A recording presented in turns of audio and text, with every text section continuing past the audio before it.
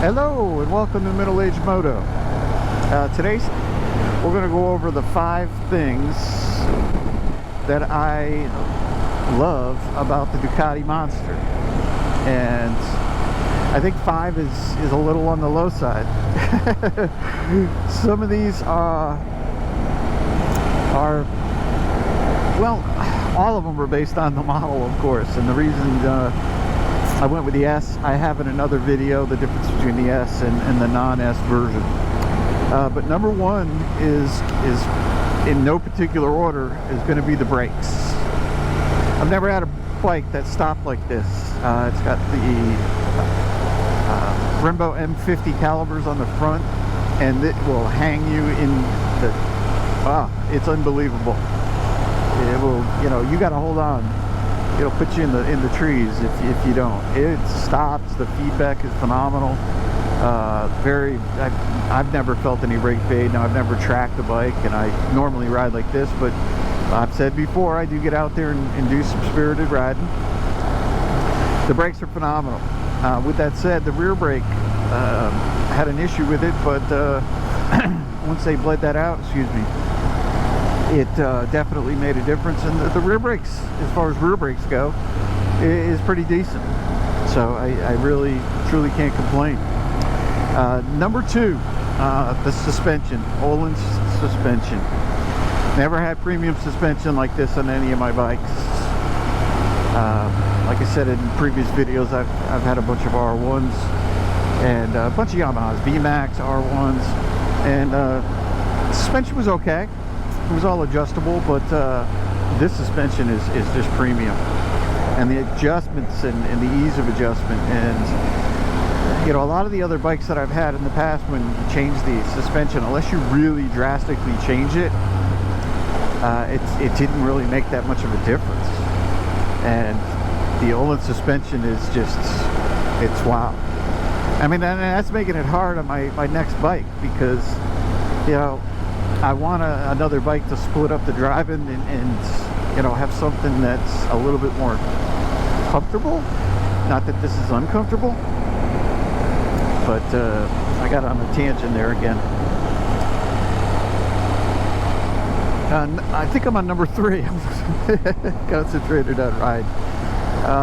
Number 3 is going to be the heritage, which kind of rolls into the look, the sound, the character. Before I got this bike, I had really researched and watched a ton of videos, and everybody talked about the European bikes, Aprilia and all that, and Ducati, and all that. They just said the heritage of the bike, the character that the bike gives is just what really makes the bike, and it does. I'm not out here to get attention, but I'm in an area that Ducati is not super popular down here. It's a lot more popular up in Birmingham, which is an hour and a half where my dealer is. But down toward Montgomery, I seldom run into another Ducati. Seldom. I mean, to be honest with you, I think I've run into one in the last year on the road, and I don't ever see them when I'm out riding. Maybe an older one, but the heritage behind it. I've always been a fan of the Monster. I still, to this day, when I walk into my garage and I look at it, it still makes my heart go pitter-patter.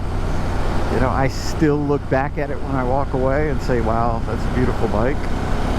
Now, one funny thing is, the way I park my bike in the garage, the left side is facing the door when you come out, because I pull straight in. And the left side of the bike, the non-exhaust side, is not as pretty as the other side. So I find myself walking around and looking at the exhaust side. It's just, it amazes me. Number 4 has got to be the electronic suite. It's amazing. And I was one of those guys that said, oh, I don't need all this stuff. You know, ABS I thought was a fantastic thing when it started coming out, but you know, traction control and wheelie control and quartering ABS and, you know, all that gibberish in my eyes. And it's still, you know, this next statement, it's another thing to go bad, and it still is. You know, still got the gas gauge issue, so, you know, electronics are not the high point on occasions with this. And I'm not going to jinx myself, and, oh yeah, I'll jinx myself. This is the first problem that I had with this bike. It's been flawless other than that, other than, you know, bleeding out the rear brakes. But as far as mechanically, the electronics are phenomenal and super adjustable. You can adjust everything out. The traction control is not intrusive at all. I mean, in touring mode, if I full throttle acceleration and wheelie control, the traction control light comes on very rarely. And that's only if I freeweight it, you know, come over a hill and lighten up the rear. But wheelie control is phenomenal. I'm not a big wheelie guy. I just but I don't like to be caught off guard. If I want the front wheel to come up during an acceleration, I could set the traction control down and it'll come up, and it only comes up so high, or you can shut it off and crank it up, and that's pretty phenomenal. I don't like the surprises, because you're doing a spirited ride, you're blasting through the turns, the last thing you want is your front wheel to come off the ground, or at least me. Some guys love that, and gals love that, but that's not me.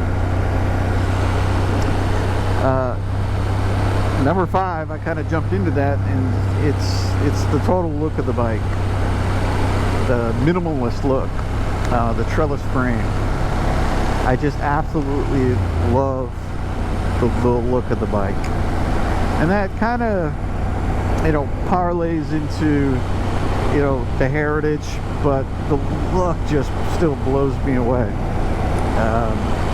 A caveat on that, because I got to do one, you know, it says 5, but I've always got to throw the runner up, let's say. For what it is, the comfort.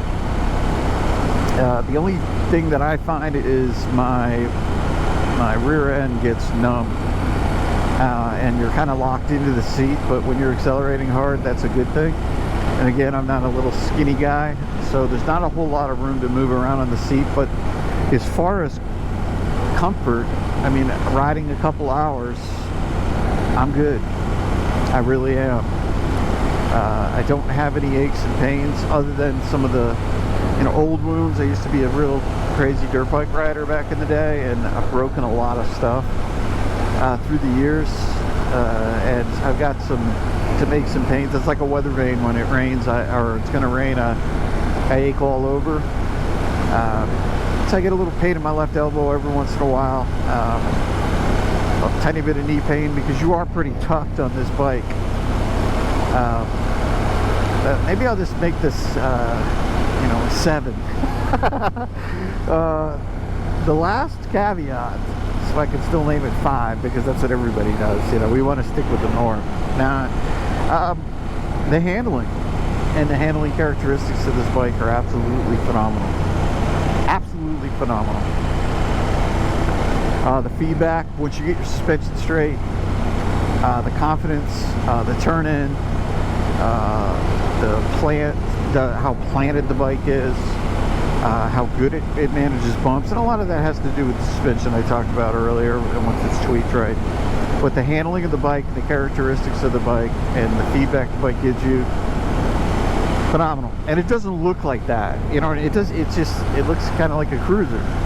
You know, on my insurance, on my registration, I think it said Cafe Racer or Tourer or something like Cafe Tourer.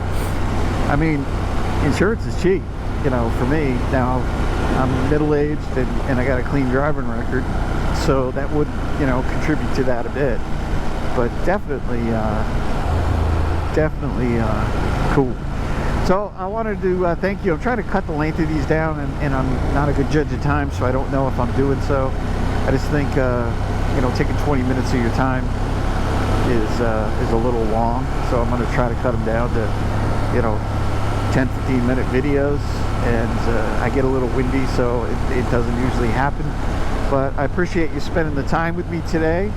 And if you heard something you like and you want to follow me on my journey of the channel and get a lot more interesting content as I grow, please like and subscribe and comment. It's nice to know that I'm actually talking to people.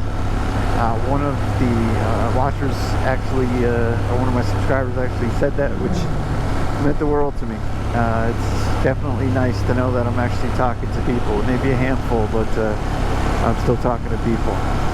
So thank you so much, and I hope you have a wonderful 4th of July, and have a wonderful day.